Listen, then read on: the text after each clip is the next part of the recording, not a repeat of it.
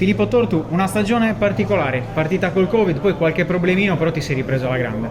Sì, è stata una stagione molto complicata per i motivi che tutti noi sappiamo e naturalmente non è stata solo l'atletica di sentirne, ma ha sconvolto un po' tutto il mondo, quindi è una situazione alla quale ci siamo dovuti naturalmente adeguare, però siamo riusciti a tirare fuori il meglio anche da una situazione così difficile.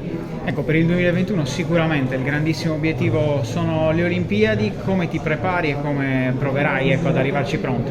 Sì, la speranza naturalmente è quella di poter gareggiare a Tokyo e incrocio veramente le dita sperando di essere lì l'anno prossimo. Là sarà naturalmente l'obiettivo dell'anno, la gara più importante della mia carriera, quindi ho iniziato oggi la preparazione, ho iniziata qua a Cagliari, quindi è sicuramente un portafortuna, diciamo, un buon segno per me e l'obiettivo è quello di provare a centrare la finale e niente, quindi metterò tutta la forza e la determinazione che ho per raggiungere questo obiettivo.